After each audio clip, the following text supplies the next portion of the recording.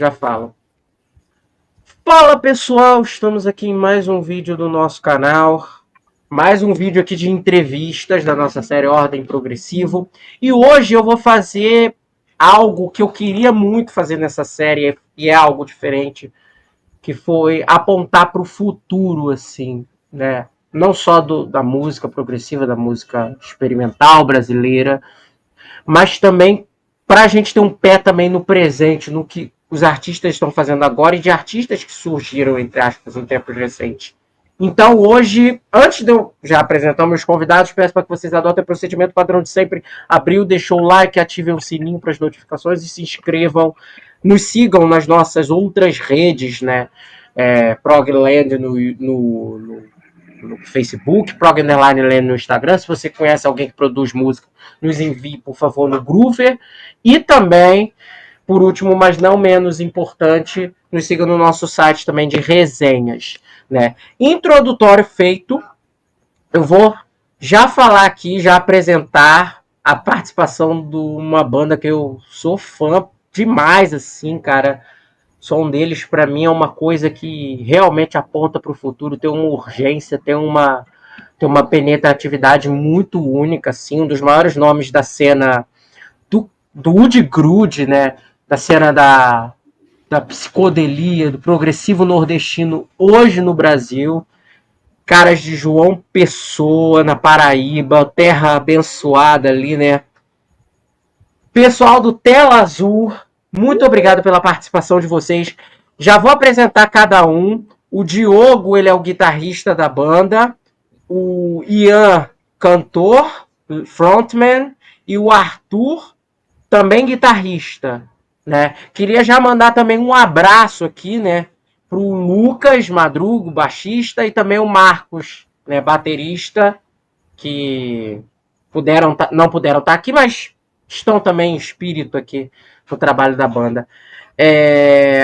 Muito obrigado pela participação de vocês. É uma honra para mim ter vocês aqui. Quem Adoro demais o agradece som de por vocês. nós, meu irmão. Valeu demais pelo Muito convite. obrigado. Valeu demais estar aqui, poder trocar esse papo massa. Uhum. E eu conheci vocês através do pessoal do Papangu, porque eles tinham recomendado assim, o Tela Azul e etc. E quando eu ouvi vocês, eu descobri que eu já meio que conhecia a banda, porque eu já tinha ouvido em alguma ocasião anterior, e quando eu reescutei a música, eu reouvi o RGB, cara. E eu falei assim, pô, Oh, RGB é uma Doideira. coisa doideira. maravilhosa, assim. E eu falei, porra, eu reescutei, eu falei, pô, cara, são eles. E aí eu fiquei matutando essa entrevista para fazer há séculos, assim, né? Eu acho que eu já tinha até contatado, não é que eu já tinha contatado, eu já tinha o telefone do Diogo há tempos até, né? Mas é aquilo, né? O calendário, meu calendário aqui é um parto, né? E eu falei, pô, cara, agora finalmente eu já tô com essa série de progressivo brasileiro, eles têm que estar, né? E eles vão encerrar a nossa série, porque eu faço questão de encerrar com chave de ouro com o pessoal do Tela Azul. Então, muito obrigado pela presença de vocês mais uma vez.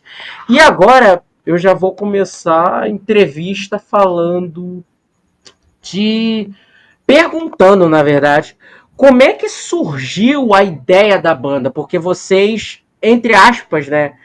Me corrija se eu tiver errado, né? Pelas minhas pesquisas, vocês começaram em 2019, etc. Mas a banda tem lá os primórdios em 2016, 2017, e ela já é uma amalgação de outros grupos que vocês tinham, que era o Por Lá, o Turma ali na Paraíba. E aí eu quero saber como é que cada um de vocês foi entrando na banda. Eu quero traçar um perfil do início mesmo do Tela Azul, da experiência prévia de vocês nesses grupos. Isso começa comigo, né? Basicamente. Eu fazia parte de ambas essas bandas, né? Que era a Tela Azul, a Polar e a Turmalina. Eu era vocalista em uma e baixista na outra. Numa delas eu tocava com o Arthur, que hoje em dia é o guitarrista da gente, dentre outras pessoas. E na outra eu tocava com Marcos e Diogo, né? Que são o guitarrista e baterista da gente. E nisso eu já os projetos estavam caminhando, a gente já tinha vivido bastante coisa nesse início aí, como você falou, a data aproximada era, no caso, 2018, por ali. E esses projetos foram chegando ao fim por N motivos e tal. E quando isso foi acontecendo,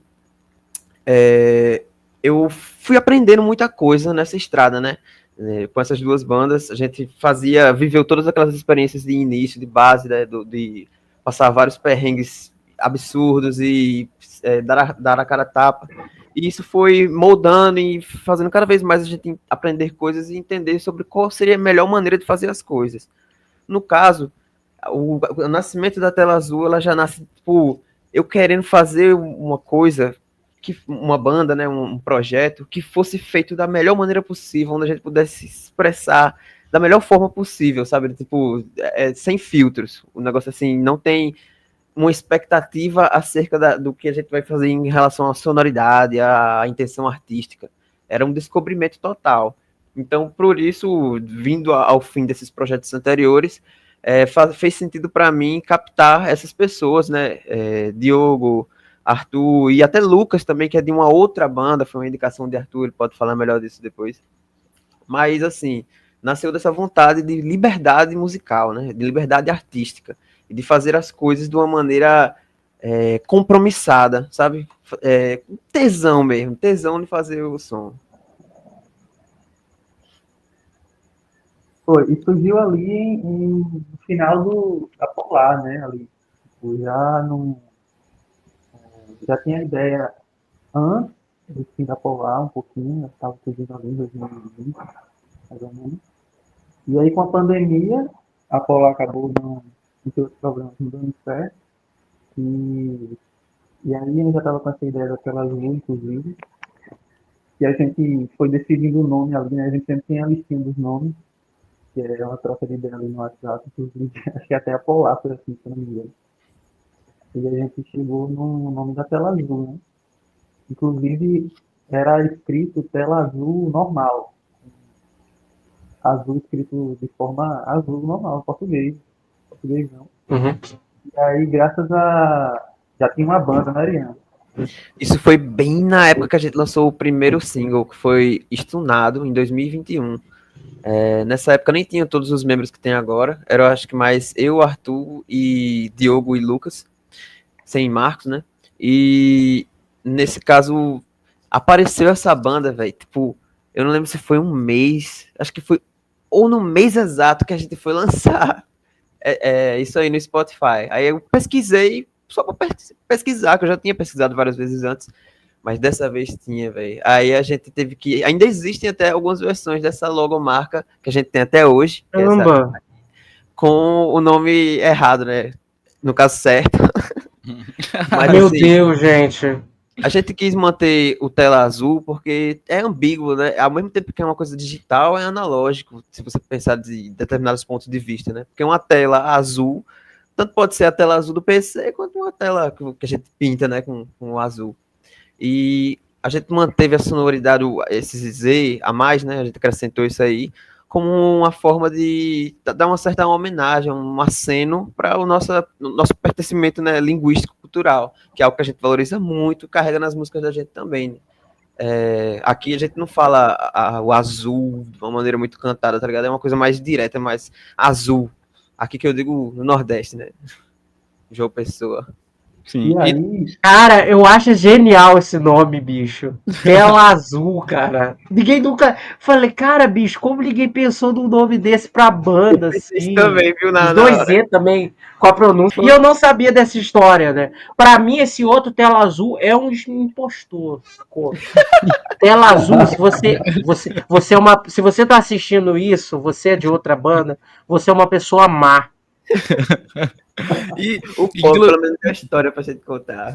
Pô, inclusive, na real, a gente descobriu isso antes, porque a tela azul, quando era a versão normal, né, azul, terminando com L, a gente tava ainda com a primeira formação da banda, que ia ter uma baterista, ia ter uma outra amiga nossa nos teclados também, mas ela seria uma outra coisa. Ela iria para um lado completamente diferente, assim. Esse início não era algo tão prog, né? Esses elementos já estavam ali, mas ainda não seria isso. E a gente não continuou justamente por causa da pandemia. Porque quando a gente se juntou e começou a ver as primeiras músicas, que na sua maioria eram algumas composições de Ian, a gente começou a arranjar e tal, se reunir em estúdio, mas não deu certo porque começou a pandemia e aí meio que todo mundo, né, entrou naquela pira, todo mundo em casa e tal, e aí ruiu tudo, assim, né? Então, Ian continuou o projeto com Arthur e com Lucas apenas, e aí eles já começaram a gravar aquelas primeiras músicas, no caso, Estunado, né? Inclusive, que foi a primeira música. E aí só depois ele tinha me chamado nessa época, né? Mas eu tava num momento complicado da vida, assim, também, né? Justamente naquela que a gente tava conversando antes de começar aqui, o lance do trabalho na escala 6x1, né, essa vida aí. E tava difícil pra mim, então eu fiz, aí, eu não vou conseguir agora. Mas aí deu um tempinho, eles não tinham lançado, e aí foi que eu entrei e coloquei sintetizador, que inclusive eu não ia começar, não comecei tocando guitarra, eu comecei tocando apenas sintetizador. Legal. Inclusive, já Mas tinha, nesse início. Não, pode falar, pode falar. Depois eu pergunto. já tinha Mandacaru e Estunado, quando o Diogo entrou. Tá? Já estava gravado. Isso, Inclusive, quando eu chamei verdade. Lucas, que tipo, Ian tinha me convidado, beleza. Aí já tava começando a gravar as músicas, e aí faltava um baixista, né? E eu não tava sem ideia, ele tava sem ideia de filmar. Eu pensei, caramba, velho, eu sei que tem um guitarrista muito foda aí, que toca metalcore e tal, acho que ele garantia geral no baixo. Aí, é Lucas. Aí, Ian, será, boy? Porque, tipo assim, Lucas estava sempre de cara feia nos rolês e tal, ele não assim, tá ligado? E a gente não foi tão próximo, assim. A não ser eu era mais próximo dele até, porque a gente ainda saía junto depois no rolê. Tipo, era só o jeitão dele, de estar sério lá. Aí Ian tinha o pé atrás, né, com ele. Caramba, velho, será? Eu falei, Eu por que chegando pra vai ele, dar certo? Aí, aí a gente chegou nele, eu cheguei nele e deu super certo, assim. E tá aí até hoje, né? Melhor baixista. ele nunca teve nem Não. a vontade de tocar o baixo. Eu falei, velho, tu toca guitarra, né? Você tá afim de tocar baixo? Clássico! Coitado. Forçou ele, né? Ó, O bicho, agir. você é guitarrista? Não, você é baixista, tá bom? Você vai tocar baixo. Metade É. dos baixistas, né? Foram assim, então É. Ou é isso, ou eles não sabem tocar. Você tem um colega ali que tá no redor ali da galera, não sabe tocar porra de instrumento nenhum. Que quer instrumento fazer parte você da vai tocar? banda. Baixo? Eu fui Bota o essa baixo aí. pessoa aí, exatamente assim. Ei, Com velho, todo mas assim, respeito aos baixistas do mundo. Inclusive, tu foi assim, né? Que eu conheci primeiro Ian, o baixista, e não Ian, o vocalista, exatamente.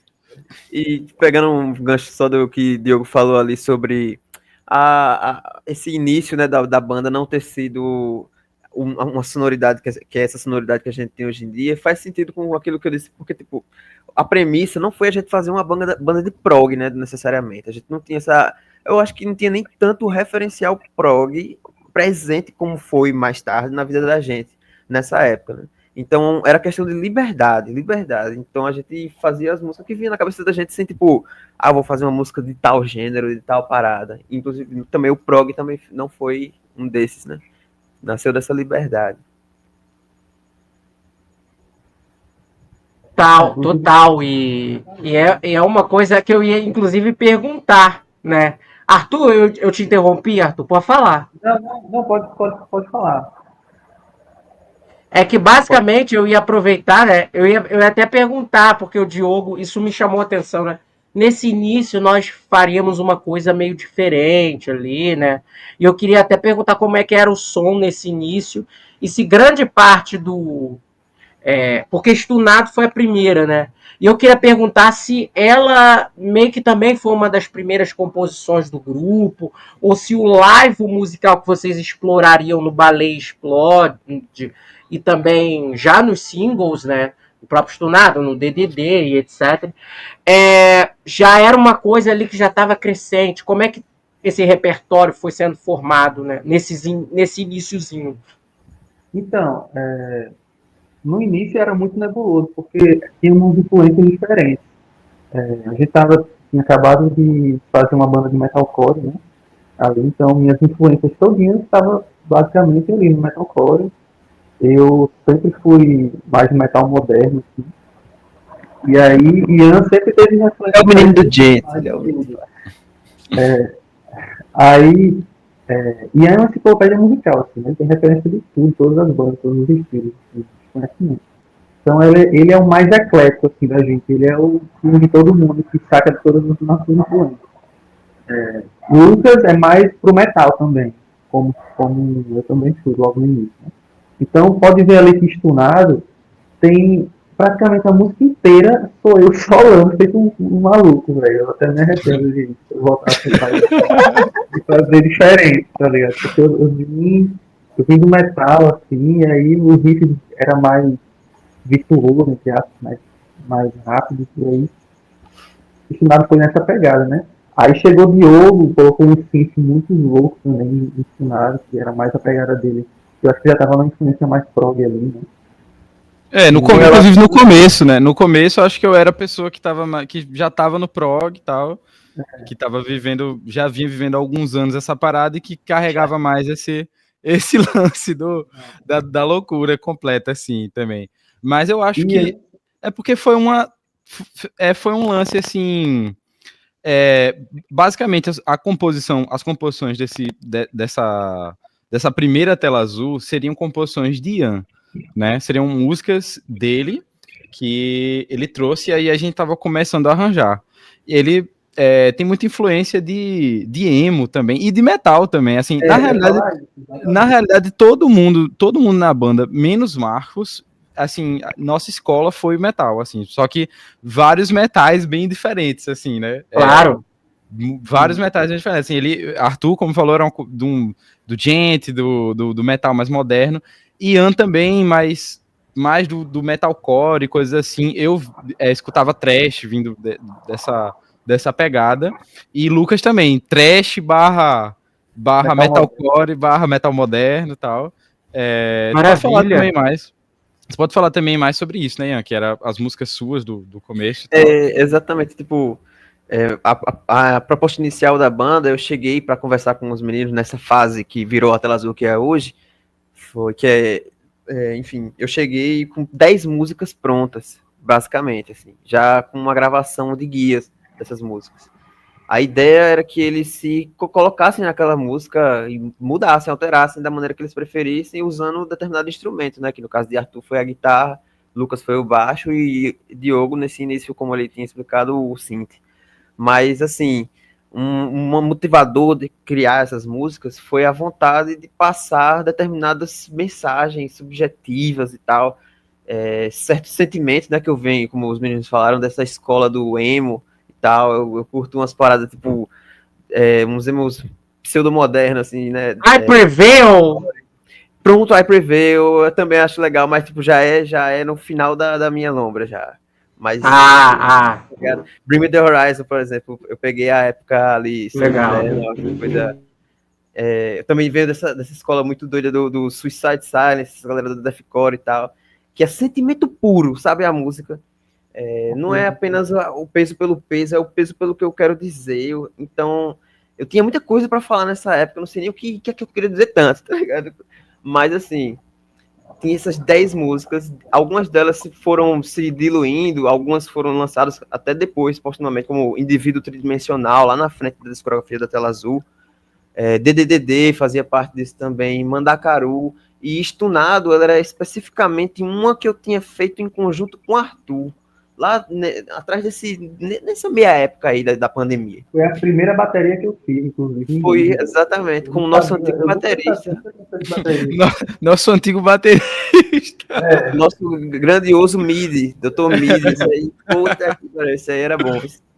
Mas assim, nasceu dessa indagação, Boa. com essas 10 músicas, e partindo daí, a gente só ia vir a fazer a primeira música com todos nós juntos, né? Menos Marcos, que ainda não fazia parte, na música Azul, que foi um inimigo que teve o ponto de virada para o que ia descambar no Baleia Explode.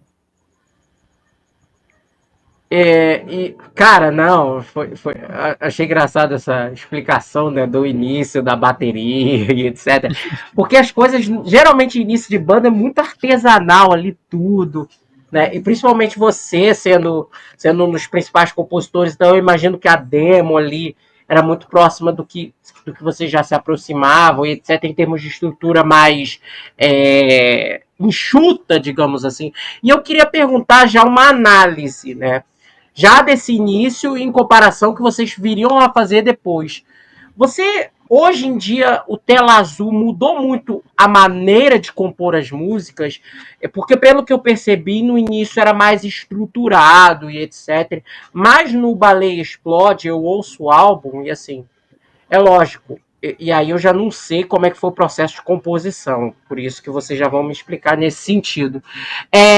Eu queria já saber, hoje em dia, é mais participação, é mais jamming, vocês trazem ideias prévias, como é essa construção, digamos assim, como é que era, no início tinha muito o dedo do Ian e etc, e como compositor ali que levava as ideias para a banda e etc, mas hoje como é? Hoje vocês, geralmente cada um já trazem uma ideia prévia do que vocês de músicas, riffs, etc. Ou vocês constroem tudo, procuram construir tudo junto?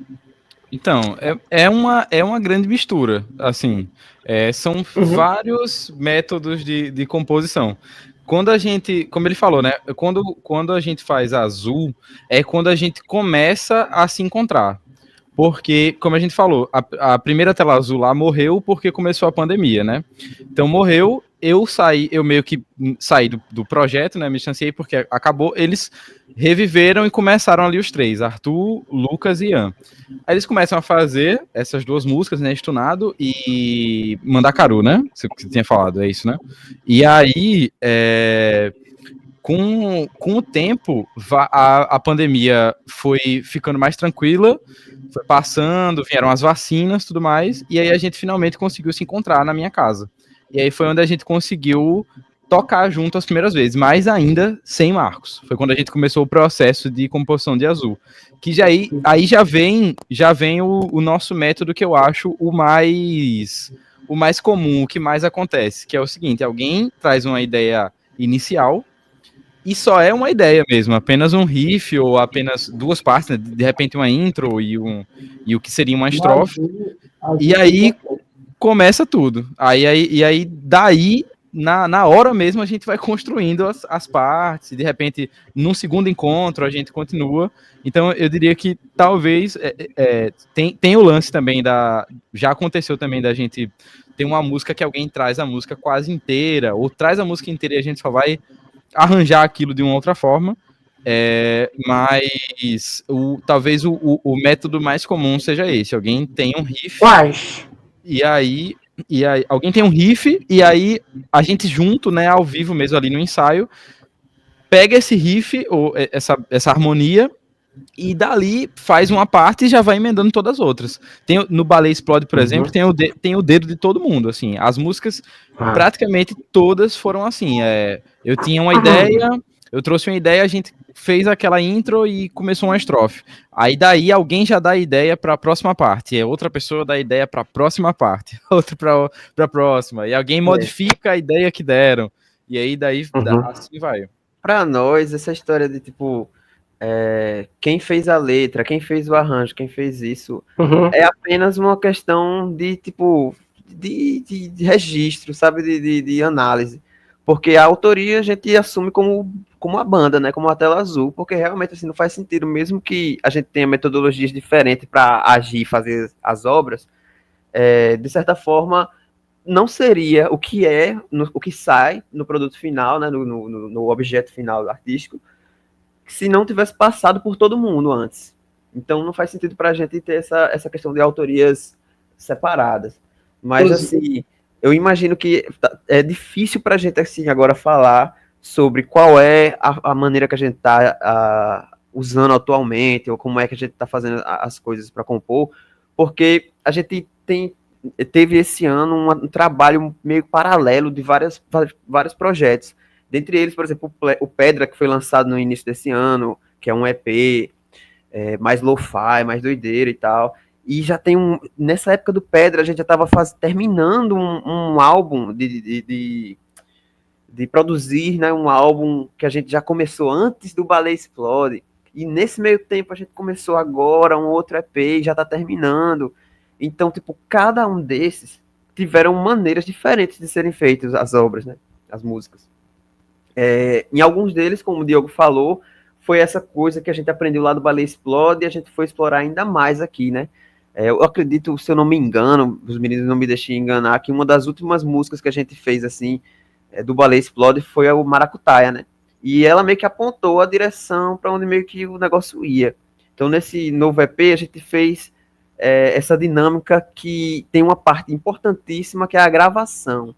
Nós, por termos essa vida que a gente estava conversando até antes de começar essa entrevista, trabalhávamos escala 6x1, a gente tem universitário, tem gente fazendo TCC, tem gente metendo a mola de várias maneiras, né? E acaba que a gente tem apenas um ensaio na semana, e são tipo 2 horas. E a gente tem que fazer essas horas render.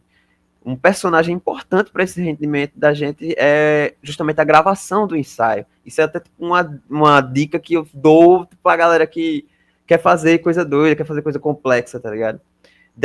Tenham esse hábito mesmo, porque a gente consegue dar um save no progresso desse que a gente faz e ir caminhando, né? Principalmente no Progre tem essa facilidade. Enfim. Em outro álbum que a gente tá fazendo, foram uma música de cada um e depois uma música de todo mundo junto. E por aí vai, sabe? O Lo-Fi foram pedaços gravados em vários ambientes e lugares diferentes. Foram ideias que vieram do digital, misturado com o analógico, enfim, assim vai. A gente tá sempre experimentando. É importante salientar que a gente tem alguns métodos de composição, né? Assim, sistematizando a bagunça de como a gente compõe. E, no caso, no início da banda, no caso, tinha as músicas prontas, que no caso era que Ian fazia, né? Que era Estado e Mandacaru, ou seja, já era pronta e a gente meio que arranjou ali, deu uma mudada, mas a base ali da coisa. Aí, inclusive, quando o Marcos entrou, a gente estava na casa do Diogo, estava gravando um DDD, Diogo estava gravando, né? Ali nos encontros da casa de Diogo, a gente começou a fazer Azul. A Azul foi a primeira maneira, o primeiro método de composição que a gente fez, foi cada um fazendo um pedaço, né? Então, por exemplo, eu trouxe o riff inicial de Azul, e aí depois Ian trouxe outra coisa, Lucas trouxe outra coisa, enfim, foi emendando até virar a música, né? E o Baleia Explode foi justamente isso. O Baleia Explode, na verdade, são vários remendos que a gente fez nos ensaios, que acabou virando músicas. Inclusive, eu não lembro se a gente já tinha uma ideia de fazer um álbum desde o início. Assim, a gente só foi compondo as coisas meio que ansiosamente, assim. Eu me lembro de uma coisa. Eu lembro que a gente começou o Baleia Explode com os boyzinhos, porque a gente até então só tinha tinha Estunado, e aí tinha Mandacaru e tinha o RGB, né? Tinha lançado o RGB. Aí lançou Azul depois, e aí nesse meio tempo Indivíduo Tridimensional, verdade. E aí depois chega Marcos na banda, né? Aí é quando a gente sabe de um edital, e aí a gente, vamos tentar se inscrever nesse edital, e o tempo era muito curto. E aí eu tinha essa ideia, já cunhando essa música, Os Boyzinhos, né, que tá no Baleia Explode, há um tempo, já desde 2021, e a gente falou, vamos fazer essa música. E como o tempo era curto, a gente tinha um dia para terminar essa música, e o outro dia seria para gravar. Então foi o que a gente fez. A gente, assim, não é falando como um babaca, assim, não, porque a gente fez uma música em um dia e tal, isso não é mérito nenhum, mas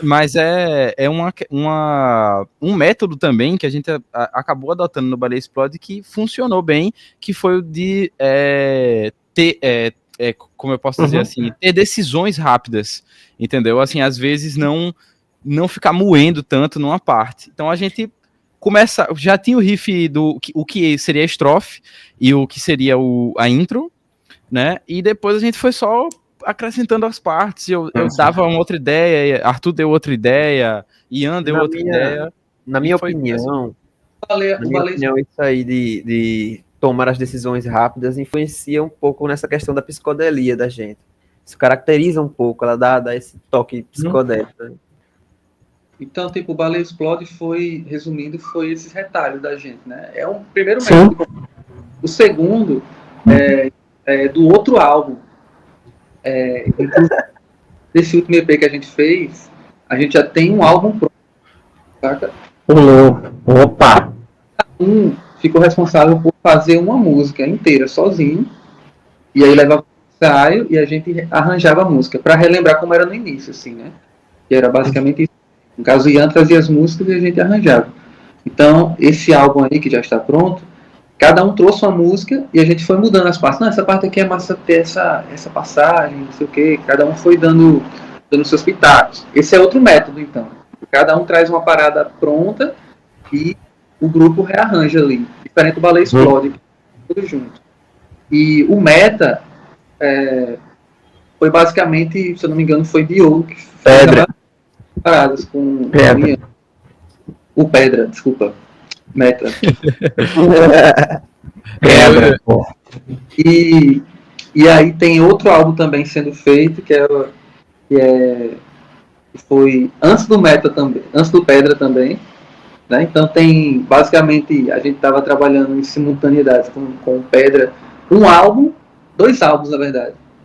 Então ele está meio que aí nesse meio. Né? A gente quis fazer uma cola entre o Baleia Explode e esses outros dois álbuns que vão vir, né? E o Pedra tá ali no meio, como um EP. Então tem esses dois. Sim. Eu queria perguntar agora, qual é a cola que vocês se referem agora? Porque eu já ia falar do Pedra, né? A gente depois vai falar do Pedra e etc. Mas eu queria perguntar, essa cola ela é relacionada com o Inframince, o conceito lírico e etc. Ou qual é a cola em si? Porque agora você tinha falado que vai ter uma conexão entre o Baleia Explode, o Pedra e o álbum futuro. Exatamente, a cola é exatamente assim, entrar fundo. Vamos começar entrando no conceito que o Pedra, ele é considerado pela gente como como é que chama aquele conceito de spin-off, sabe? Uma DLC dessa linha temporal que a gente está construindo com as nossas músicas. Então, ela nasce de explorar esse inframince que a gente já vê explorando no Baleia Explode, né? Mas aí se propor a ir tão dentro que fica lento, né? Que fica aquela coisa mais simples, de certa maneira, né? Mas, enfim. E explorar belezas disso, explorar esse tipo de olhar que vai fazer sentido lá na frente. Mas, enfim.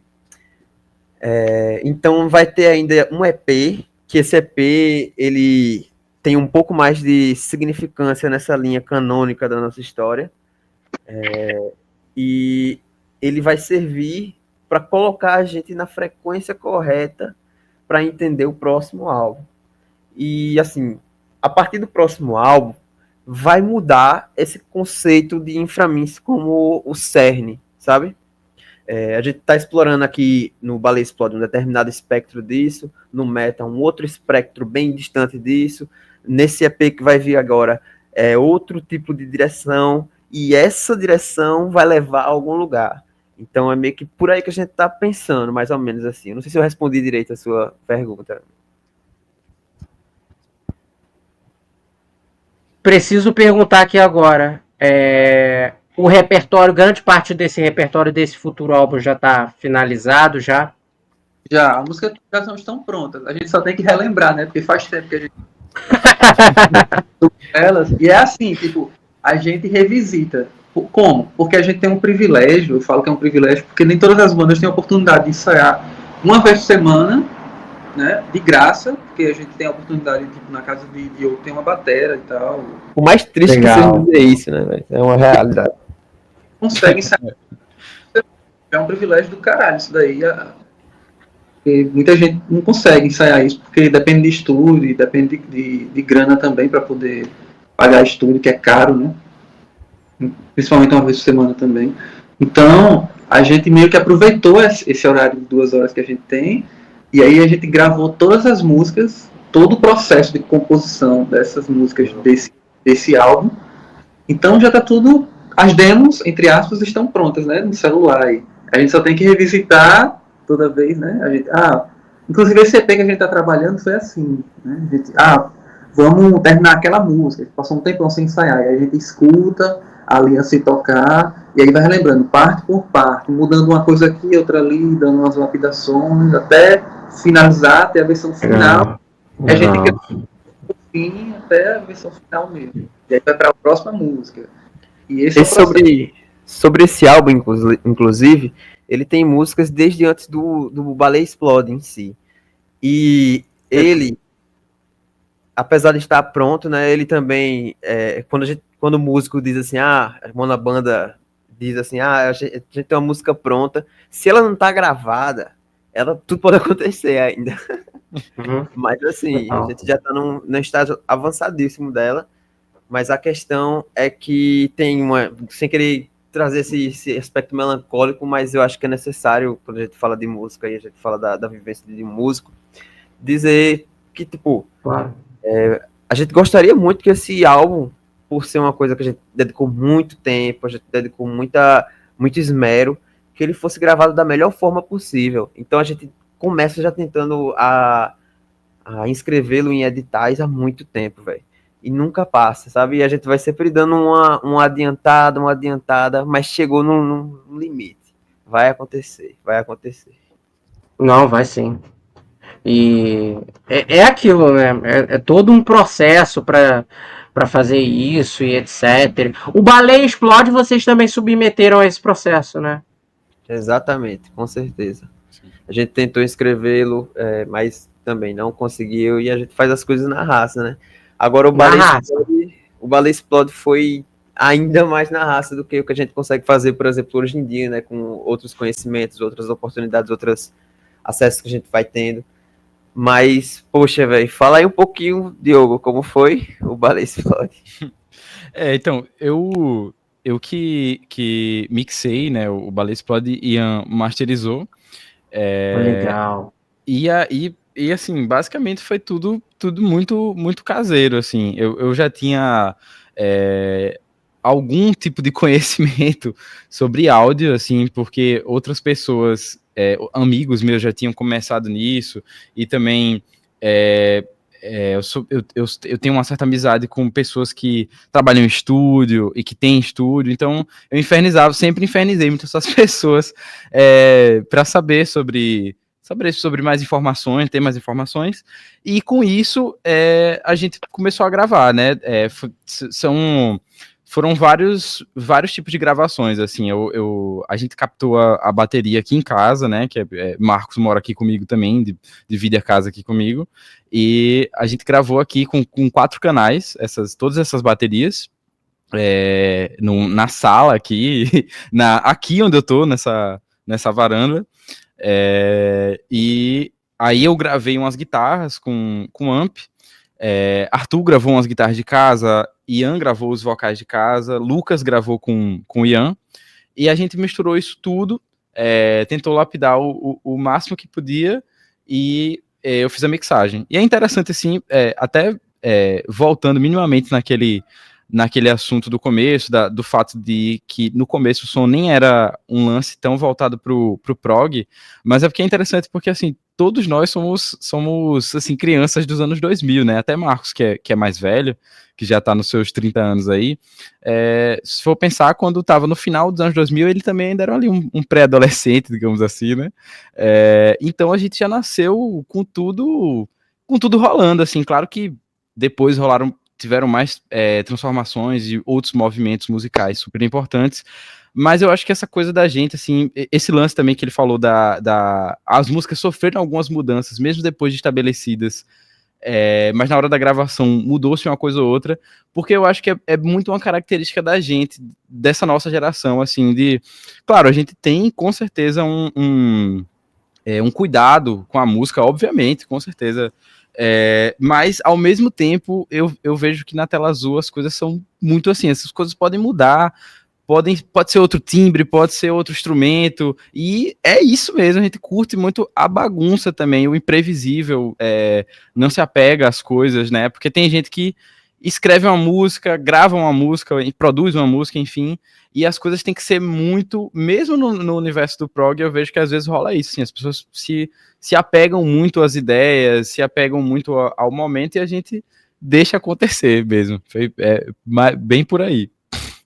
Ali é um retrato do momento, saca? E como a gente tá sempre ouvindo coisas novas, outras influências vão aparecendo, então meio que se a gente demorar muito para lançar alguma coisa, a gente acaba vendo ali que, tipo, caramba, velho, é uma faca de dois gumes, né? Pelo lado admirativo, que a gente fica, nossa, naquele momento eu estava daquele jeito, né? Tava ouvindo tal coisa, aí dá para notar as influências ali da gente, tá? Mas hoje em dia, e aí, nossa, eu quero mudar aquela parte, eu já estou ouvindo tal coisa, então acho que ficaria mais massa por esse caminho.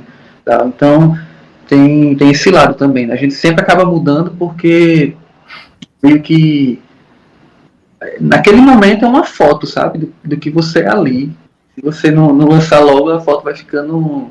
E outra coisa, é divertido, velho. Música, eu acho que arte, ter banda, o que me move, me fez gostar de, tipo, entrar nessa lombra de eu quero ter banda, é porque me parecia muito massa, velho. Muito foda você dividir a sua existência com mais outras pessoas em prol de um bagulho artístico, tá ligado?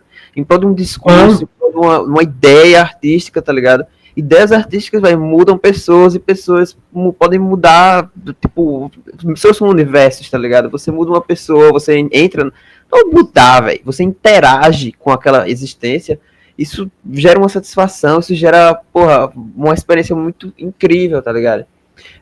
O quanto a gente cresceu quanto seres humanos, quanto pessoas, o quanto a gente aprendeu a interagir com o mundo por conta da tela azul, por conta da gente viajar e ver como são as coisas na estrada, por conta da gente se juntar e se confinar durante um determinado período da nossa semana a fazer aquilo ali. Então, tipo, porra, a gente quer, no fundo, assim, a gente faz o que a gente faz porque é divertido, velho. É muito massa você juntar as suas referências. Existe uma satisfação muito enorme, tá ligado? Em não se prender a esse negócio de, tipo, porra, velho, hoje eu vou sair de casa pra fazer uma música de forró. Hoje eu vou sair de casa pra fazer um breakdown. Não, velho, hoje eu tô ouvindo isso aqui, hoje eu ouvi isso aqui na rádio, na rua, um som que fez assim. Isso tá me atravessando, tá ligado? Isso tá me atravessando, isso pode ter um valor. Depende da forma que eu uso, depende de onde eu uso, quando, tá ligado? Enfim. E tudo pode ser música, que tudo pode ser música também, né? Pode, claro, claro. E eu queria perguntar, agora que a gente tá falando do Baleia Explode, eu quero fazer uns highlights desse álbum, que pra mim é uma obra de arte no melhor nível, assim. Quem fez a capa? Eu adoro aquela capa meio paleontóloga, uma coisa. Caramba! Isso aqui já Cara, é a segunda genial! Você versão pegou dela. uma... Mas assim, essa capa Genial! aqui é porque eu sou estudante de artes visuais, velho. Eu tô na universidade há mais tempo do que eu deveria, devido a esse corre artístico e esse corre da vida, né, de botar o pão na mesa.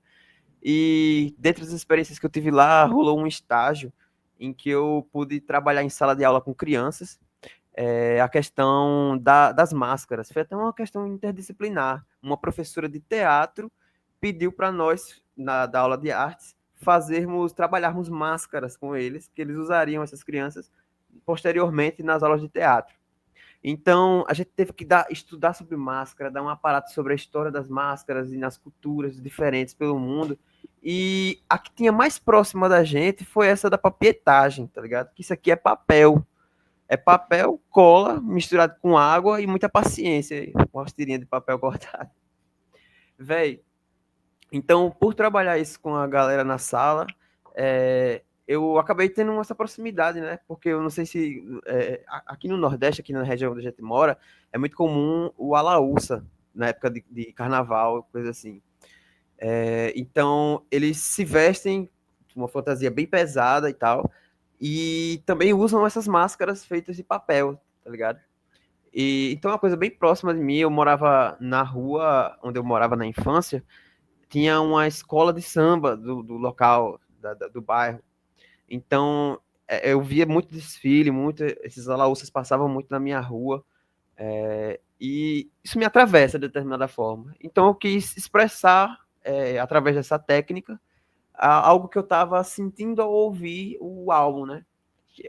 Essas ondulações, essas coisas tortas, e acabou se tornando essa entidade, né? Porque a gente hoje em dia trata essa máscara aqui como uma entidade. Ela representa a intensidade, a energia da banda. Quando coloco essa máscara, eu quero não comunicar com você ao nível linguístico. Isso é outra questão, é outra vibe. É o espiritual, é o subjetivo. Não é espiritual, é o subjetivo. Enfim. Mas aí eu que tirei uma foto dessa máscara, inclusive nessa janela aqui, que tem uma mata ali que dá. Então, no Photoshop eu fui e retirei o fundo da mata para começar a dar uma editada, viajar, assim, dar uma alombrada. E só foi eu tirar o fundo que eu disse, caraca, velho, talvez aqui tenha alguma coisa. Aí eu mandei pra galera e a galera disse, pô, é isso, é isso. Quando eu escuto, eu sinto isso aí também. Então ficou. Essa obra, a primeira, que é a máscara que foi fotografada e veio a se tornar a capa do álbum, chama-se Zero, e essa aqui já é a segunda versão dela, que chama-se Um. Ela tem um pequeno chifrinho aqui ó, de diferença. E a gente acabou que pegou essa tradição das máscaras e vamos ver onde é que isso vai levar, né? No próximo EP, já vou adiantando aqui que já está pronta e tem uma nova máscara na área. Opa, legal. A capa do Pedra é tua também. A capa do Pedra, ela é uma mistura minha com o Lucas. O Lucas, inclusive, já fez outras capas também. Eu fiz outras capas também. Por exemplo, a capa do RGB que você falou, que você conhecia, Legal. ela é do Lucas. A capa do Azul, que foi um momento de mudança grande da gente, também foi de Lucas. E essa fui eu e Lucas, porque a gente tava numa mesma praia, lá em Pipa, velho, um rolê aleatoríssimo. E eu tirei foto de uma pedra que eu achei. Ele estendeu a mão, eu tirei a foto, né? Na real, eu estendi a mão, ele tirou a foto, fotografou da iluminação lá e tal. E quando terminou de tirar a foto, eu tirei a foto do lugar que tava embaixo, tá ligado? Da pedra. Aí no Photoshop eu tirei a mão dele, tirei essa parte e deixei só a pedra. Aí eu ia novamente começar a fazer alguma coisa e parece, disse, pô, que estranho, essa pedra parece que ela tá integrada a essa natureza, mas ao mesmo tempo, isso aqui é uma montagem, né? Essa pedra tá flutuando. E meio que já me deu ali a vibe desse EP, sabe? Que é uma coisa assim, tem muitos elementos eletrônicos, né? Tem muitos sintetizadores, tem muita synth bass, coisas que Diogo colocou, uns beats, até bateria eletrônica em determinados trechos, distorções super antinaturais, mas ao mesmo tempo ele soa natural, ele soa calmo, ele soa harmonioso, né? Então, para mim tinha tudo a ver e os meninos concordaram. Ah, não, ficou ótimo. E eu adorei, cara. Eu achava que era. Eu já imaginei assim, eu falei, pô, cara, aquilo ali é algo tão artesanal que é o único, assim, né? E é uma capa muito marcante nesse sentido também. E agora eu quero pegar algumas músicas do Baleia Explode e eu preciso perguntar algumas das histórias delas, né? Primeiro de tudo, Diogo, antes só para contextualizar, você tinha falado que algumas músicas ali tiveram um arranjo ali de vocês mudarem coisa e etc. Você lembra uma que foi mais marcante nesse sentido de que vocês mudaram bastante ali para a versão final do disco? Eu acredito que talvez foram só 5, que ela já nasce, ela já nasce de uma coisa assim, de um momento engraçado que foi um dia que ia ter um ensaio, mas no meio disso, Ian e Arthur não puderam. Então, Lucas veio e a gente começou a tirar um som, meio que uma jam, eu, Marcos e ele, né? Uma guitarra, baixo e bateria. E aí, no meio disso, o Lucas fez: eu lembrei que eu tinha uma ideia de uma música e tal. E aí ele apresentou, a gente começou a fazer. Depois tiveram outros ensaios que a gente fez, mas parte das coisas ali estavam meio ainda incertas, né? Porque assim, como a gente vai fazendo no ao vivo, no ensaio, e na época a gente não tinha como já começar a gravar dentro, de repente, de uma DAW, né? De um programa de gravação. Então as coisas ficam ali com aquele áudio do celular que a gente grava no celular para guardar as ideias. E algumas coisas ficam ali, você não sabe direito se aquilo vai funcionar, porque tem coisas que funcionam no ao vivo tranquilamente, mas quando você vai colocar isso para uma gravação, aquilo ali às vezes precisa de uma alteração para funcionar melhor. Então eu diria que foram só 5, e teria também a última música, que é Larápio, que no caso é uma música que não existia. E que, não sei se você notou, mas é uma música a última, né, a que fecha o álbum, e que ela só tem voz, sintetizador e flauta, né? E aquilo ali, na realidade, são os instrumentos que estão na música Os Boyzinhos. E aí a gente pegou só os sintetizadores, só as flautas, exatamente a mesma coisa, mas o tempo vira outro, porque Ian interpreta de uma forma completamente diferente, coloca uma outra letra, uma outra intenção, e virou isso aí. Essa coda, né, do disco, para mim, ela é muito, muito, muito própria, porque eu gosto muito, para mim, um disco ele tem que ter esses elementos de um grande encerramento ali que você leva, assim. Então, nesse álbum, foi muito bem pensado isso. E, pô, Foram Só 5 era uma das minhas favoritas, é uma das minhas favoritas desse álbum. Que massa, velho. Pra mim, cara, Tean, cara. O que foi Tean, gente? O que é Tean? Como foi a história dessa música? Eu vou ir perguntando a história das músicas também. Como foi dessa? Terra foi a gravação de um ensaio, não foi, Ian? Tean é muito especial, velho. É a primeira vez que a gente fez uma jam. Legal. Primeira vez geral, tipo assim, que nós, quanto... Eu já fiz jam com o Diogo na Ela banda. tem bem esse clima, cara. Capturou aquele momento ali. Por isso que ela tá ali, sabe? Ela é muito o que era a gente ali.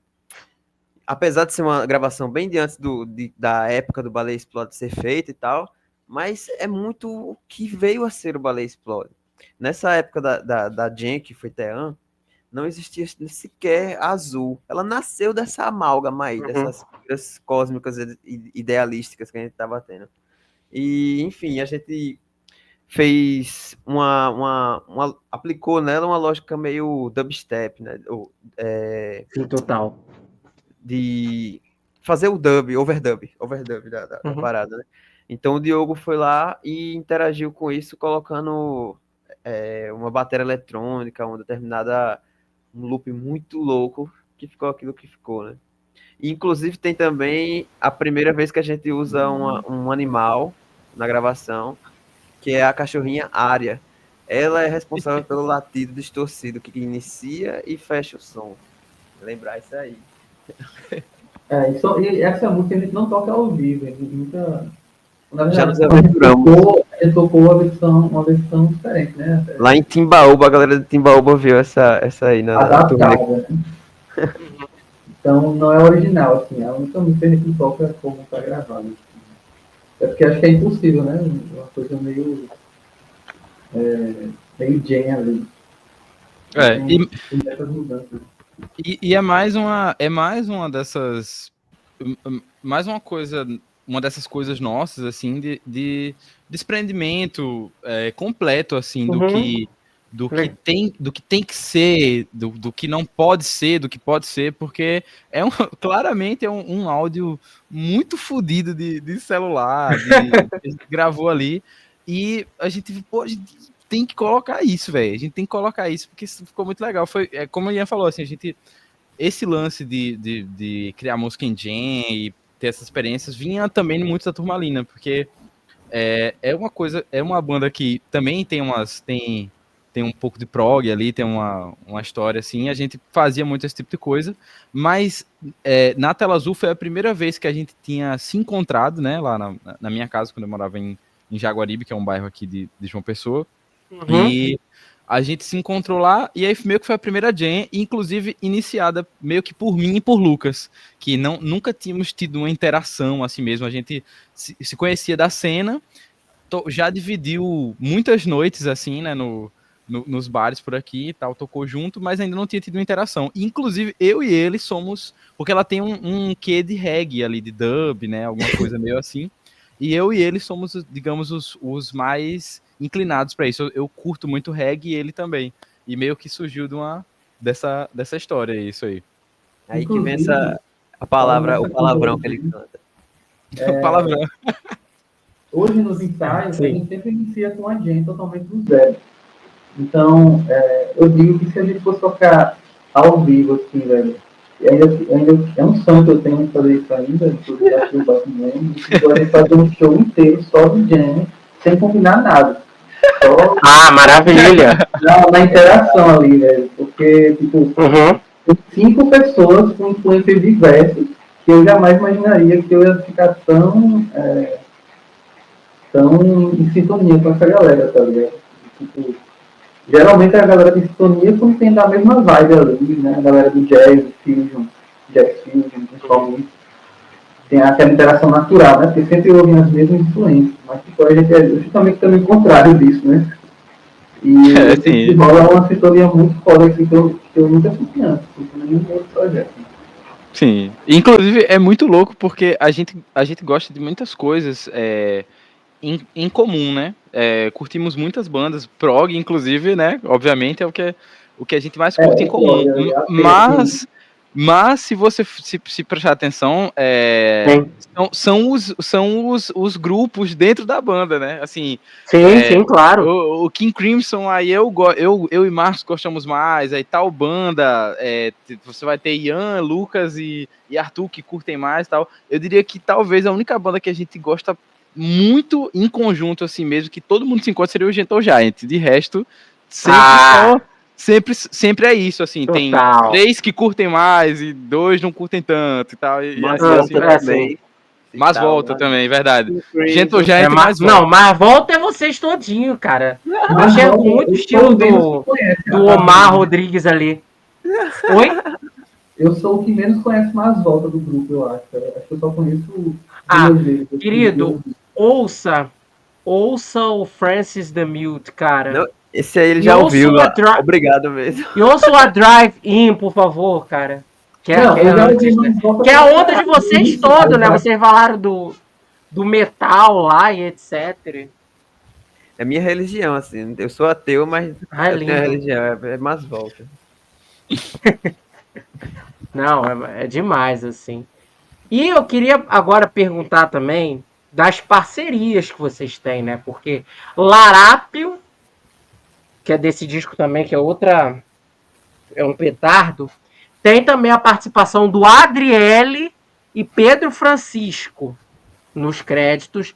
E eu queria também perguntar dessas colaborações, porque é a mesma dupla que também colaborou nos Boyzinho. Então, como foi o processo também de feitura dessa música também? Que agora a gente está falando de algumas das faixas do Balé Explode, e essa também é um highlight, um destaque, assim, para mim. A melodia, a harmonia dela é uma coisa muito... Então, eu acho que, tipo assim, foi uma coisa bem natural essa participação. A gente não tava, tipo, visando uma participação. Vamos fazer um som e vamos esperar alguém. Mas como uma coisa que a gente até passou batido de falar, que Diogo e Marcos moram juntos numa república, que é onde a gente ensaia. E nesse local também passaram já diversos artistas aqui da cena musical paraibana, que é uma cena muito diversa e que tem prolíferos talentos. Dentre eles, pessoas como a Adriele, que foi nossa companheira de banda ali na época da Turma ali na Paraíba, e o nosso querido amigo Pedro Francisco, que tem um relacionamento com ela, e devido a isso, essa convivência foi bem natural, assim. A Adriele Legal. chegou dizendo que tinha uma ideia para isso, e ele também. Outra hora, outro momento, ouvindo separadamente, assim. Diogo, quem sabe mais contar como foi exatamente esse momento da aceitação. E sim, para quem não conhece, a Adriele, ela tem o próprio trabalho dela, né, as próprias músicas autorais, que estão aí prestes a serem lançadas num EP também. E ela participou, além da Turmalina, ela participou de diversos grupos musicais, dentre eles o Gatunas, né, que é onde ela toca até hoje o teclado e sintetizadores. Legal. Ela também faz parte ali do universo expandido Papangu, e assume os teclados em determinados shows aqui, principalmente feitos pelo Nordeste. Sim. Mas, falando da Papangu, o outro é Pedro Chico, ele também é da Papangu, inclusive ele é o guitarrista e também, às vezes, baixista aqui, fazendo algumas adaptações. E, pô, é uma conexão de ouro, é uma pessoa assim que respira música, são pessoas que respiram música, são pessoas que a gente tem uma conexão grande assim de ideias e de ideais, mais que ideias, né? E por isso eu acho que foi tão fácil e tão natural a gente se relacionar dessa maneira, né? E como o Diogo tinha falado, o Larápio e os Boyzinhos são exatamente a mesma gravação. Só são os instrumentos isolados de uma música e da outra, né? Então foi uma coisa que inclusive nasceu essa música Larápio de uma necessidade que eu senti de tentar valorizar mais essa participação dos dois. Eu achei que aquilo que eles gravaram tinha tanto a dizer a mais que poderia ser explorado de uma outra forma, que foi o que aconteceu, né? Sim. E muito louco porque, assim, a Adriele gravou, né, foi como ele falou, os dois disseram que tinham ideias, né? A Adriele gravou esses sintetizadores e Pedro, né, tem, como ele falou, tem um relacionamento com a Adriele, é o companheiro dela, e nessa época ela morava aqui também, na casa com a gente, e eu tava justamente no momento mexendo na música ali e tal, e ele chegou na mesa, assim, eu tava lá mixando e tal, ele chegou e fez, véi, eu tenho uma ideia, pô, pra essa música, um solo de flauta aqui, ó, deixa eu te mostrar aqui, e mandou um solo de flauta transversal, assim, na hora, junto com a base da música lá, rolando lá nos monitores, e ele improvisando, e eu fiz, caramba, velho, é exatamente isso, muito, muito bom, e foi assim que rolou deles participarem disso, né, de Pedim também, participar dessa parada.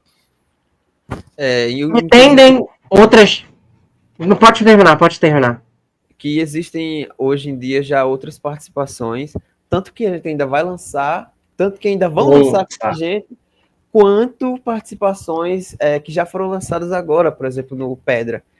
O Pedra, ele tem a primeira vez que a gente lança, não é a primeira música que a gente faz com letras de outras pessoas fora da banda, mas é a primeira que a gente lançou, que no caso é Menino. É uma letra tem participação de Diogo na letra, mas pois também é. o antigo vocalista da nossa banda, Turmalina Paraíba. E uma pessoa muito incrível, ele tem um projeto que vale a pena dar uma conferida, chama Varadouro Sound System. Incrível. Varadouro Sound System. Exatamente. É um dub de uma loucura da porra, mas enfim.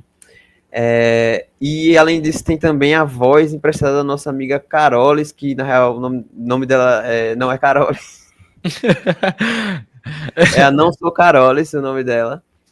Nossa amiga incrível, que emprestou um pouco da voz dela nas gravações do último som do Pedra, que chama Moído, que é uma música que partiu, assim, boa parte de mim também. Chefão também tem participação.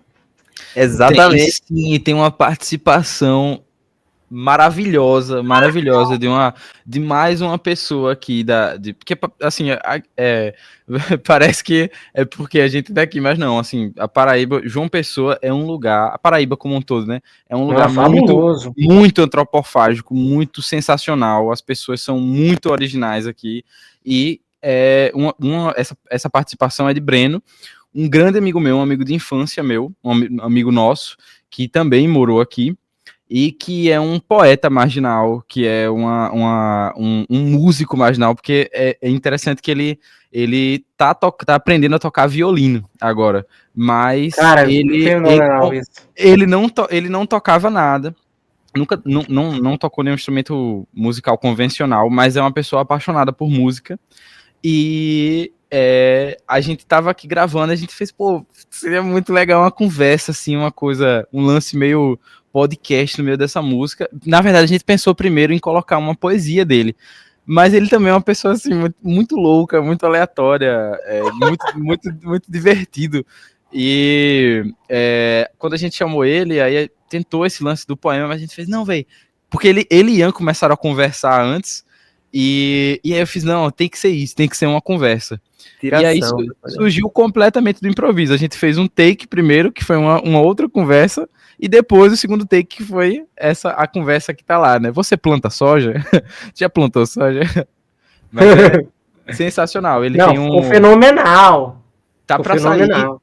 Tá pra sair, inclusive, um EP que ele compôs praticamente todo, assim, numa DAW e tal, assim, mas tocando, assim, ele, como eu falei, ele não tem nenhuma formação, não aprendeu a tocar algum instrumento convencional, mas ele começou projetos lá e fez teclados com a mão mesmo, assim, colocou coisas muito loucas, dissonantes, e tá pra sair um EP dele comigo, que eu produzi, que é uma coisa meio música eletrônica, meio hip hop, meio várias coisas misturadas com assim, várias referências e tal, mas essa pessoa é Breno, fantástico. Não, fenomenal. E a participação dele ali. Eu sou suspeito para falar porque o Pedra, assim, né? Tem duas das músicas que eu mais gostei, que eu mais gosto hoje do Tela, que é, claro, Chefão, Menino foi demais, assim.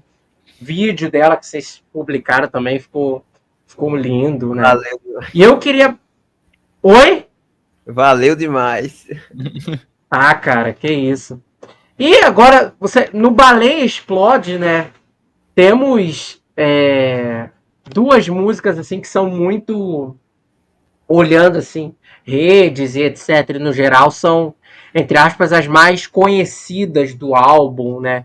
Foram, claro, os Boyzinho, que já tinha sido divulgada antes, mas principalmente Fogo da Extinção, que é uma música muito reducionista, né?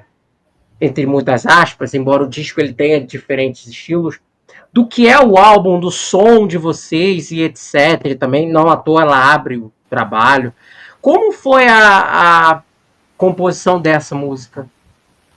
Que eu também, que também é uma das minhas favoritas. Assim, pega um top 5 fácil, com Maracutaia também. Fogo da Extinção foi assim, né? Eu ainda lembro, foi um pós-ensaio. Eu não lembro se Marcos estava tocando bateria no dia, mas eu já estava. Diogo apresentou esse riff no violão, estava com o violão ali tocando, conversando ali, né? No final do ensaio. E aí Diogo, esse riff aqui que eu fiz, aí começou a tocar e tal. Aí tem que fodido aí, eu comecei a me interessar assim pelo tempo, tá tudo fodido, quebrado, assim, né? Eu comecei a tirar ali na hora com ele e tal. E o massa, velho, do caralho. A gente passou um tempinho ali, estudando ela, ali, tocando e tal, vendo como é que ia fazer. E aí depois, nos próximos ensaios, já tinha ali a estrutura do primeiro bicho. Aquele início da música, né? E aí depois, no ensaio, eu trouxe a outra parte, né? Que é uma parte meio flamenca, assim, que fica aquela parte depois da introdução. Sim. E aí, depois daquela, fica ali um tempinho, e aí depois daquela parte a gente ficou meio que sem ideia do que fazer depois, mas a gente sempre gostou dessa coisa de experimentar novos estilos, desde cedo, desde o início da banda, e sem amarras, né? Então a gente vai botar um samba aqui, né, que fica e tal. E aí a gente começou a matutar essa ideia do samba, e a gente fez uma progressão ali, tipo, totalmente, até fora do tom da música, inclusive, em outro tom, né? E nem estreou, a gente nem discutiu, foda-se, vai ser isso mesmo. E meio que amor, vai nessa. E aí a gente fez um sambinha ali, e ficou ali aquela parte, e Ian começou a botar uma letra do café da manhã dele. Né? E até que ele escreveu as letras na hora, no ensaio, a gente lá matutando os riffs, tentando acertar o tempo das paradas, acertar a ligadura entre uma parte e outra, que é onde a gente passa mais tempo, né? Costurando as pontes. E enquanto isso, Ian estava lá nas letras, aí pedia pra gente repetir, para encaixar a letra, sempre teve as letras no ensaio, né? E real time aí. Sim, e tem... Depois da parte do samba, a gente continua em samba, só que no ritmo musical, né? Uhum. Não, aquilo foi fenomenal, essa pegada do arranjo. O arranjo dela é um primor, gente. Muito obrigado. Feito. Muito obrigado. Mas só para pontuar uma coisa, já passando para você de novo, mas só para pontuar que essa é a música que eu e Ian tínhamos composto esse começo, né, a introdução e a estrofe já desde 2021, né, que foi a gente sempre teve essa conexão de compor coisas, mandar um para os outros, inclusive outros amigos que não fazem parte da banda também, mas outros amigos incríveis nossos, que também são músicos, e a gente vive se aperreando, assim, manda um áudio, véi, será que tu não colocaria alguma coisa aqui? E Fogo da Extinção foi uma dessas, que eu já tinha esse riff, desde 2021, mandei para Ian, ele já tinha feito esse começo da letra, até chegar ali numa parte de transição, antes de chegar no samba, né, que entra numa outra parte ali da harmonia, ele tinha feito a letra até então, e de resto é isso como o Arthur estava falando, né, que aí depois a gente pegou esse riff, e essa letra que ele já tinha do começo e foi transformando, adicionou esse samba também e tudo mais. E aí, no final da música, quando tem ali o samba, que é a parte da dinâmica baixa, a gente volta pro riff no final com peso total, como era no início, né? Já chega na porrada e termina na porrada. Só que aí eu lembro que a gente começou a fazer essa música, eu tava com a guitarra gospel, né? Pedindo uma frana lá, aquele E aí eu dei fim a essa guitarra, porque eu me arrependo, essa guitarra era muito boa. E peguei uma guitarra de 7 cordas, velho. E aí, eu tava louco pra testar a coisa de 7 cordas na tela azul, né? Do James ali e tal.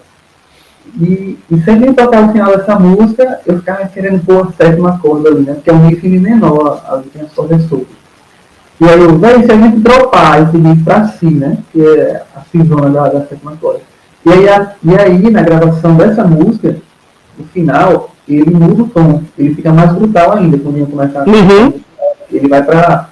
O tom, ele desce, né? Ele desce. Isso, definitivamente é uma das nossas referências. Deathcore aí da... exatamente. Fica um gravão ali na guitarra. Isso foi fenomenal. Hoje em dia é um pouco mais 7 cordas, então a gente meio que oitava esse riff, né? Ele fica mais agudo. Ele desce o tom, mas fica mais agudo, né? Aí, enfim, foi assim.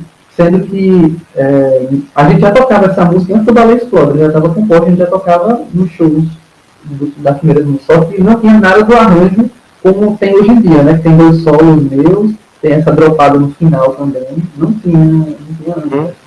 Até a forma de cantar também mudou um pouco. Na época que eu fiz a letra dessa música, era muito pancada na vida de todo mundo ao meu redor, assim. Porque a gente é da classe trabalhadora e todo mundo que a gente conhece é da classe trabalhadora também, assim, salvem algumas exceções aí. Todo mundo comedor de classe média baixa, comedor de calabresa. Exatamente. Enfim, então, tipo, eu vou pintando na letra um cenário, assim, de desigualdade, né, de impunidades e dessas realidades que a gente vê com certos comportamentos da elite brasileira, né, da galera que se acha também elite.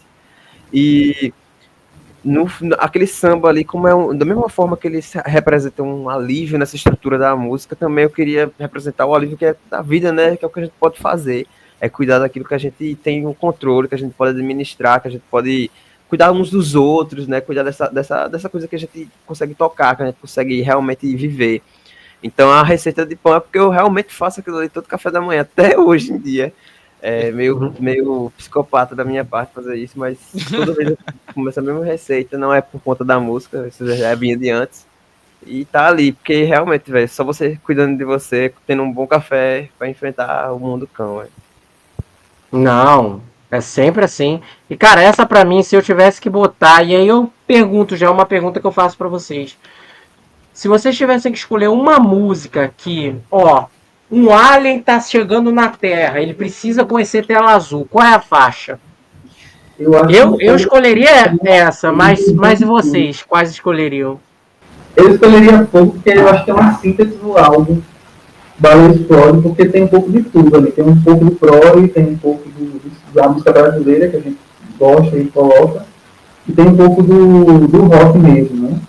Natural. Então, eu escolhi a Maracutaia porque, se tratando de um alienígena, rola a identificação, né? Porque essa música nasceu a letra de uma lombra de ver. Eu vendo filme, tipo, Contatos Imediatos do Terceiro Grau, né? Tem uma determinada cena lá que inspirou essa música demais, que é uma criança legal, cara. se escondendo ali de uma nave espacial, tá ligado? Aí vem aquela luz por debaixo da porta, na janela e tal. Enfim, acho que combinaria. Eu acho que eu ficaria com Maracutaia também. Porque ela carrega várias outras coisas, né? Também várias outras influências ali. E eu acho que tem muito de todos nós cinco, e coisas da Paraíba, coisas do Brasil e do mundo, assim. Eu acho que é onde a gente juntou talvez mais coisas, até porque ela é a faixa com maior duração também do álbum, né? Uhum. E eu queria perguntar até justamente do processo dela, né, de Maracutaia, porque ela é muito voltada à ficção científica, esse lado ultra extraterrestre, extraterreno, extratemporal, né? E você tinha falado, Jaian, um pouco do processo de feitura dela. Como é que foi desenvolver? Porque ela é muito do inframince, né? Que é esse conceito artístico, você pode até falar melhor, né, do O então Inframince, ela também é uma outra música muito reducionista também do que é o disco. Né? exatamente. O Inframince é esse. Duchamp é aquele artista que muita gente é famoso, né? Pela aquela banana, aquela questão toda de ser um grande expoente dessa arte contemporânea que critica, né, o próprio fazer da arte e os objetos artísticos em geral, a materialidade deles, né? E dentre as entrevistas que ele dava, ele tinha um conceito que ele ficava repetindo nessas entrevistas, que era o de inframince, que é uma palavra francesa, e ela não pode ser explicada, ela é uma coisa que ela deve ser exemplificada, sabe? Por exemplo, aquele quentinho que fica no assento quando uma pessoa saiu desse assento e você senta lá, sabe, no coletivo, no carro, uma coisa assim. É aquele momento de arrepio antes de você encostar uma mão na outra. São coisas que são tão pequenas que quase nem dá para dizer assim, porra, isso aconteceu, tá ligado?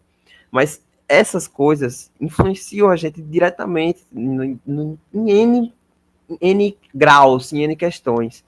E o que a Tela Azul faz o discurso político da gente, ele age através desses conceitos, sabe? De querer aproximar você de ser essa pessoa pensante, sabe? De levar essas coisas em consideração. Porque talvez por aí a gente consiga desenvolver outros tipos de mudanças que são primordiais para você aceitar ideias de uma vida mais progressista, né? Uma vida melhor, uma vida de progresso para todo mundo, para sua comunidade, para o mundo em geral. Mas, enfim, voltando ao Inframince, ele entra nessa questão, e Maracutaia, ela vai, através do Inframince, dessas pequenas sensações que a gente vai dizendo em cada ambiente que a música vai pintando, né? Que começa ali com um ambiente ainda terreno, ainda em casa, depois rola assim uma abdução, uma coisa ali, umas experimentações naquele meio, aonde o personagem vai recorrer pela fé que ele tem em alguma coisa, alguma entidade e tal. É por isso que tem um exorcismo ali naquela parte do meio, que é um exorcismo em latim, justamente porque a religião cristã é uma religião dominantíssima, né? E para nós isso aí representa bem o que seria uma fé, né? E uma maneira de se defender daqueles alienígenas que raptaram esse personagem que está nessa música, né?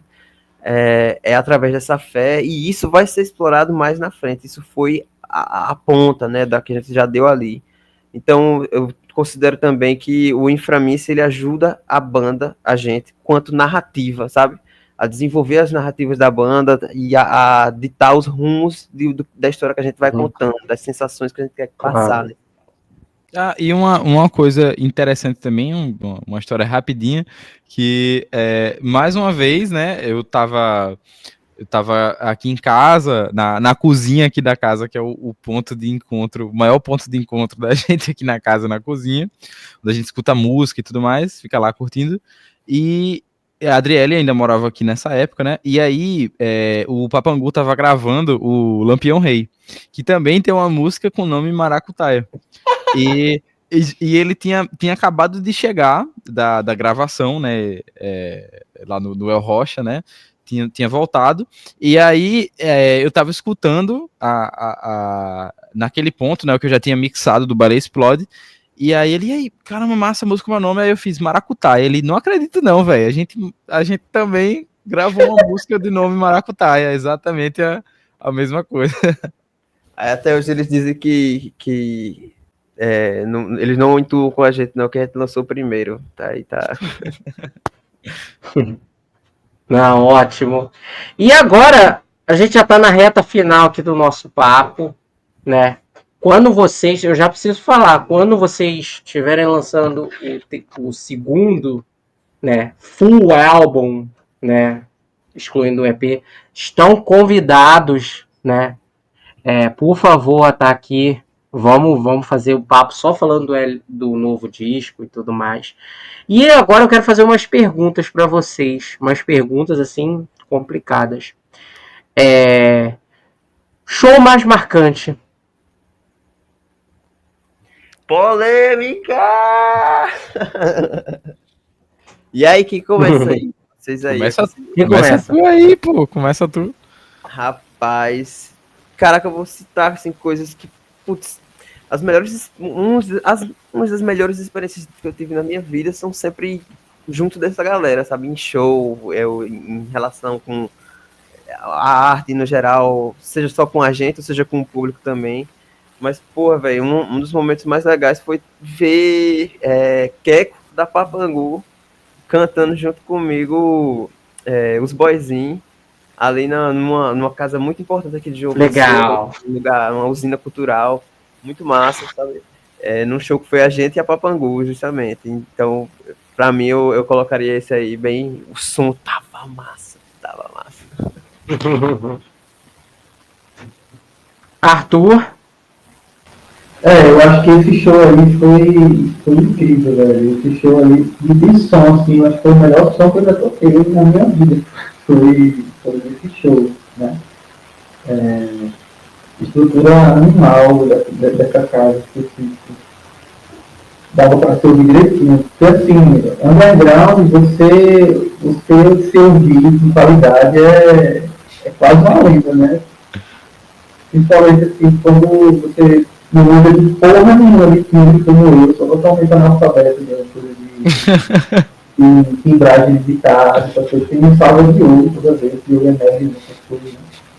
Eu deixei pra nerdar em teoria musical, essas coisas que eu não nerdei, não cheguei a nerdar em equipamento. Estou começando a nerdar mais agora, né? Então quem me ajuda muito isso aí é meu querido Diogo. Então, nesse show aí, cara, foi incrível porque dava pra me ouvir direitinho, que tava pancada. E também um show com, eu acredito que o último, antepenúltimo agora também, da Cor dos Olhos, com a gente jogando com a Cor dos Olhos, foi incrível também em questão de som, assim, em que o público realmente era um público novo, que não tinha ouvido a gente ainda, e foi um pouco impactante para mim porque eu já estava acostumado com um certo tipo de público que mais underground, assim, que gosta mais de prog, né? E ver um público que não está acostumado com esse estilo, assim, de gostar, assim, da sua música, né? Que é uma música mais experimental, mais difícil de engolir, e foi marcante, assim. Gostei bastante assim. Agora, pergunta final da nossa entrevista. Pergunta para dificultar. Se vocês pudessem definir o som da Tela Azul e a participação de vocês composicional e etc, de performance, em uma frase ou palavra, qual seria? Liberdade.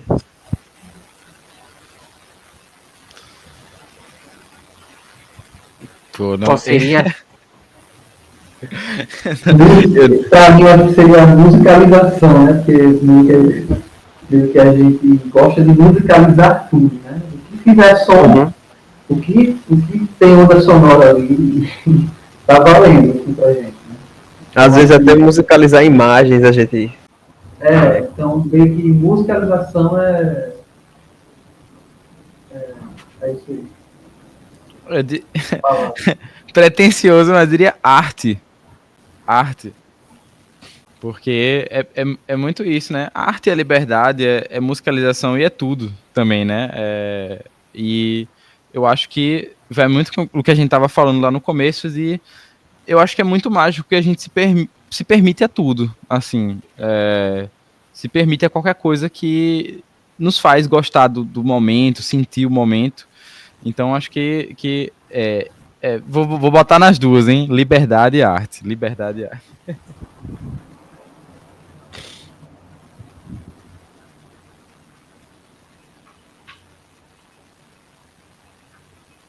Esse conceito de arte, ele é muito, muito fundamental para a banda da gente, porque durante tudo isso que a gente falou aqui agora, tinha, além desse papo que é sobre música, que é sobre essas ideias, tinha também a questão visual, velho, porque a Tela Azul, ela, em certo momento, ali após o lançamento do Azul, a gente incorporou de vez a arte visual na música, né? Muito obrigado. Quero agradecer a presença fabulosa do Diogo, do Arthur, do Ian. Quando o novo sucessor vier aí, por favor, estão com as portas abertas assim para estarem aqui. Vamos deixar tudo aqui na descrição, todos os links aqui do trabalho dos meninos e etc. E ouçam, pelo amor de Deus, ouçam Baleia Explode, ouçam Pedra, que tá lindo, Menino, ouçam tudo, Maracutaia, tudo, pelo amor de Deus. E muito obrigado pela presença de vocês todos, dos outros meninos também. Espero que na próxima entrevista eles também estejam, né? E muito, muito obrigado pela presença de vocês. Parabéns pelo som, parabéns pela estética, pela postura, por posicionamento, por tudo. Muito obrigado, foi uma honra. Muito obrigado. Vocês. A honra foi nossa, velho. Obrigadão. Uma honra também. Totalmente Muito, nosso. muito obrigado por esse tipo de canal aí, por esse tipo de conteúdo. Continue sempre. Cara, não pare, faça o quanto puder, porque esse tipo de conteúdo é muito importante, Kevin. Muito obrigado. Inclusive, eu queria encerrar aqui fazendo um pedido a quem você que chegou até o final desse vídeo, que é o seguinte: você curte rock, você curte saber essas coisas deles que acontecem.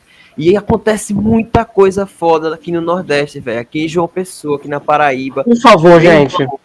Olha, eu podia indicar aqui várias bandas, porque tem galera com mais de 30 anos de carreira, tem galera... Pode falar. Mas assim, eu vou fazer mais do que isso. Eu vou indicar um veículo, um canhão comunicacional, um pequeno canhão aqui de João Pessoa, que é enorme em seus conteúdos e em sua relevância, que é a Mortífera Magazine. Ela é liderada aí por uma mulher incrível, idealizada por Bia. Bia é uma profissional incrível, sim. Beatriz Gerris. E ela está fazendo um trabalho, assim, uma cobertura maravilhosa do que está sendo aqui o momento da cena musical paraibana, no underground, do pequeno ao enorme ali. E não só aqui de João Pessoa, mas ela também conversa com o resto do mundo e do Brasil. Então, sigam lá, Mortífera Mag. Mortífera Mag, por favor. Vamos deixar aqui o link também na bio, no comentário fixado. Não, lá eu já conheço, assim, né? Nunca conheci a Bia, que coordena, mas eu conheço, assim, o site. Tem recomendações, tem tudo ali explicadíssimo, super bem. E é um canhão mesmo, né? E sigam, por favor, gente. Pode falar, Diogo. Opa, só rapidinho, Kevin, desculpa, mas Nada. duas indicações que seriam. Eu vou dar uma indicação, tem muita coisa aqui, mas eu queria destacar duas coisas completamente diferentes, mas uma, Jaguaribe Carne, que é uma enorme inspiração para mim e para a gente da banda no geral, mas que é um projeto liderado por Paulo Ró e Pedro Osmar, dois irmãos Paulo Ró gigantescos. demais, cara. Assistam, por favor, o Sesc Instrumental do Jaguaribe Carne. Tá aí no YouTube fácil. E deixem esse som transformar o cérebro de vocês, que é fantástico. E Paulo Ró é demais. Demais. Eu participei de uma entrevista com ele, inclusive, recentemente, fantástico. E uma outra indicação seria Vieira, que vai para um outro lado, é uma coisa meio pop, música brasileira, indie, mas lindo, fantástico. Lindo. E Augustina Azul, uma terceira aqui rapidão, que é uma banda de um tipo de prog, um stoner, mas não dá para chamar disso, porque é uma outra coisa. Todos os dois disso, Augustina Azul, que é um auto-intitulado, e o Amônia. Por favor, escutem essas três bandas, Jaguaribe Carne, Vieira e Augustine Azul normal. Pretendo muito em breve entrevistar alguns deles, porque principalmente Pedro Ró, né? Pedro é demais, assim. Faça isso, demais. Pelo amor de Deus. Ele é fenomenal. Muito obrigado, meninos. Muito obrigado pela presença de vocês. Muito obrigado pela presença de você que estava assistindo, que ficou assistindo, que está assistindo esse vídeo. Até próxima entrevista. Sigam, por favor, conheçam os trabalhos dos meninos, desses todos indicados que valem muito, muito, muito, muito, muito a pena. Tchau, tchau.